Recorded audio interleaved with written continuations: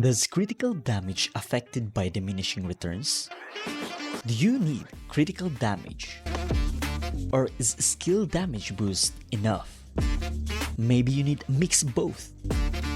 Let's find out. With a maximum base damage of 355 and no critical damage added, the damage output of Guillotine Blade is...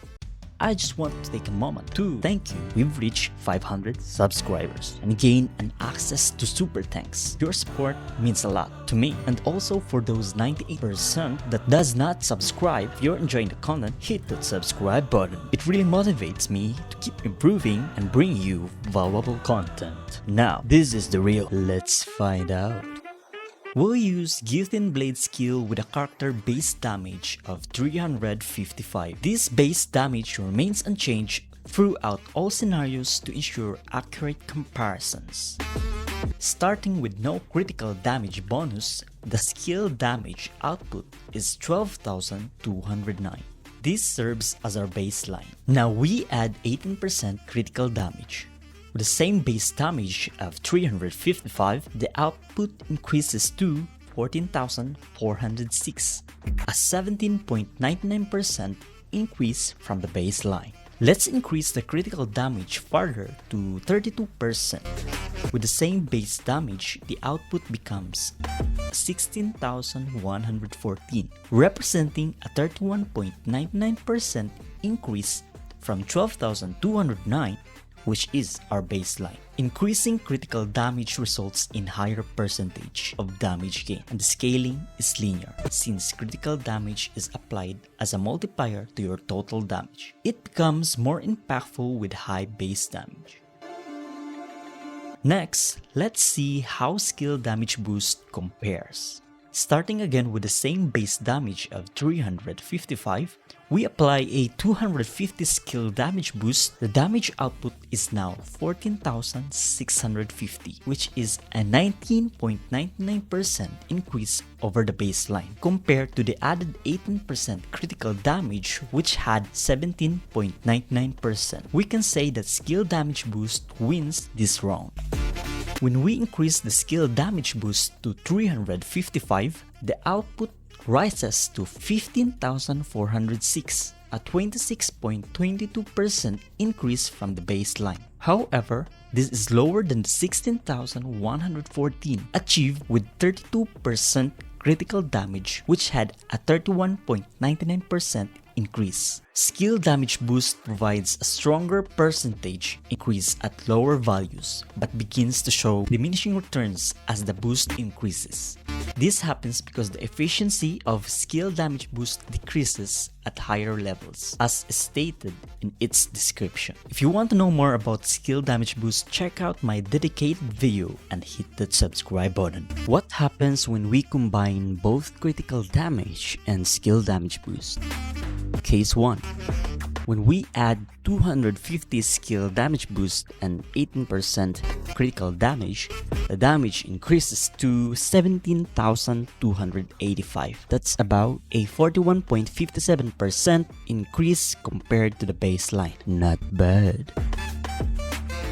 Now let's raise the skill damage boost to 355, keeping the 18% critical damage.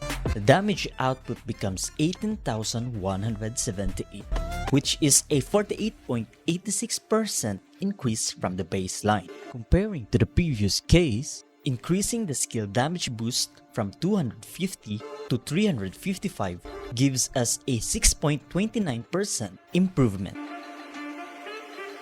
Next, let's swap focus to critical damage. With 250 skill damage boost and raising the critical damage to 32%, the damage jumps to 19,336. This is a 58.36% increase from the baseline and a 16.79% improvement over the same setup with 18% critical damage.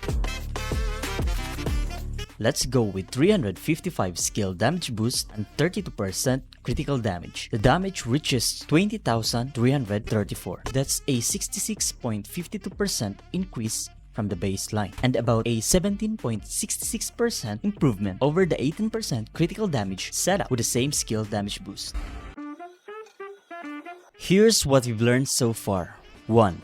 Increasing the skill damage boost gives diminishing returns, but still improves damage when combined with critical damage. For example, raising skill damage boost from 250 to 355 only increases the damage by 6.29% with 18% critical damage and 8.16% with 32% critical damage. 2. Increasing critical damage scales more linearly. Jumping from 18% to 32% critical damage gives around a 16.79% to 17.66% improvement, depending on the skill damage boost level. 3.